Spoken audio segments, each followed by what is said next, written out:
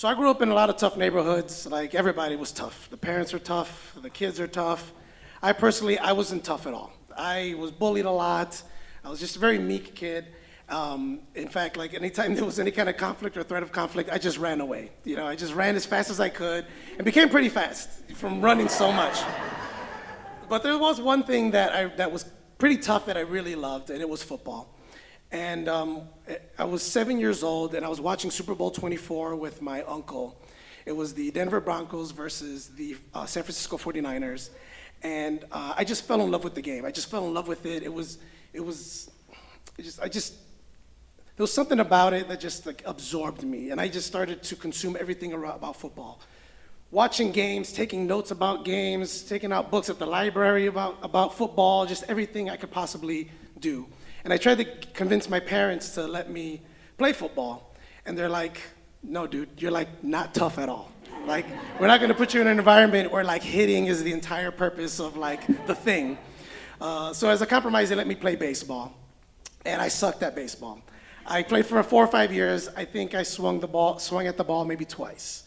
Eventually, they found out I was really fast, so they taught me how to bunt the ball. So that was as good as I got in baseball. It was the Jordan era at the time too, so I played basketball, and despite 30 years of working on my jump shot, I still suck at basketball too. But 5 years later, when I was 12, I finally convinced my parents to let me play football. And so they let me play football, and I go to the park to like start to play, and I get all the equipment, and I'm super excited, like I just want to play, you know? And they put me like in the area where like people who've never played football before learn first, like the kind of like a side training thing. And I could see like the team that I want to be on, like doing real life drills, like over there. And I'm like, I just want to be over there. And but the problem was when I finally got to play and practice with them, it's the same guys I played baseball with, same guys I played basketball with, it's the same coaches too. So they knew in their minds, Luis is just like the unathletic guy, right? Like. That's who's on our team now. So they completely ignored me and put me in like very, very basic drills, you know, like not as far away from the ball as I possibly could be. And I was just like, man, I just want my chance, you know, I just want my chance to play this game because I've loved it so much and I've studied it so much, and I just want to play. And we got around to like technically the first game. It was like a scrimmage game. And you know, I'm really excited. I got my helmet on, I got my pads on, everything. I'm riding my Huffy bike, you know, to the stadium. It was like, or whatever, the field, and it was like 2 miles away, and I'm really excited. And I was a little late. Like you're supposed to be there like 30 minutes before the game. I got there like 15 minutes before. So the coach already decided who was going to start the game, and I said, it's okay. I'm gonna get my chance, you know. And I'm sitting there on the sidelines and I'm waiting, and the coach never puts me in.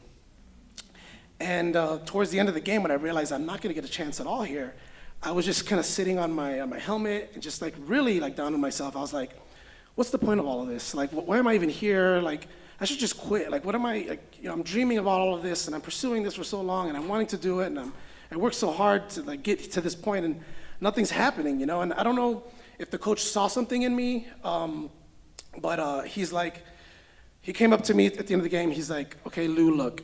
We're gonna find a spot for you on our team. You know, next practice, I promise we're gonna find a spot. We're gonna find a place where you can fit in. I said, all right, that's great. So we had a practice, and this team that I was on, they were like champions. They had won like the last 3 championships. They were a great team, but they had also just lost their star player. He had like moved away to play for like, you know, some other school, like some other park that was like more competitive. So he's trying out everybody. He's like, I'm trying everybody at quarterback, I'm trying everybody everywhere. So I'm at quarterback, and I do fine, but I don't do as good as who's the quarterback currently. And while I'm doing that, we're doing the drills, right? And so I'm having to catch the ball too. And one of the other coaches, and I'm so grateful to him for this, his name was Bob Weiss the first.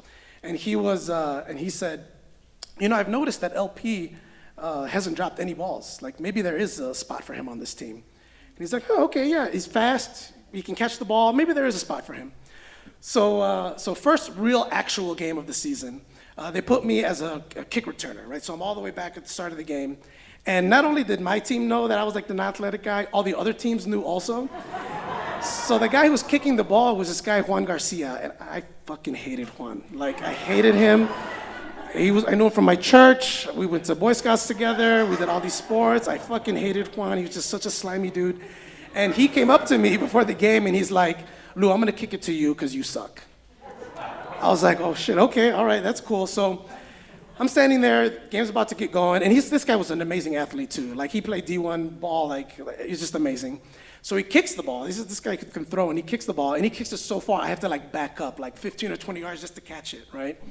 Ball's coming straight to me, and it's sort of like flipping back and forth, and like just as it gets to me, like everything slows down. You know, like I hear no sounds, but I can see everything super clear.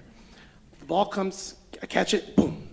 And I could like visualize the entire field. You know, I could see our players, I could see their players, and in my mind, I'm drawing all of the routes to be able to just work my way through these folks.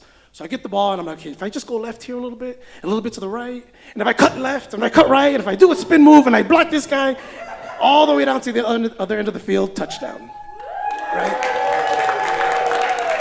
So eventually, they learned not only was I fast and I can catch the ball, but I could also break tackles.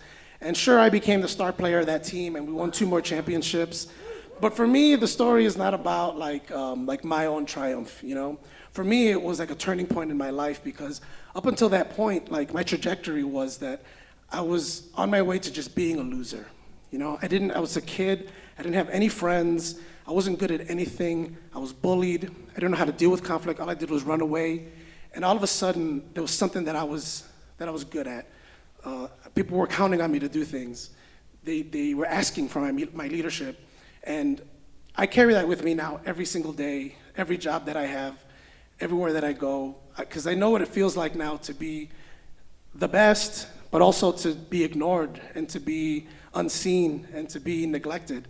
So now I carry that with me all the time, and that would never have happened if the San Francisco 49ers didn't kick the shit out of the Denver Broncos in Super Bowl 24. Thank you.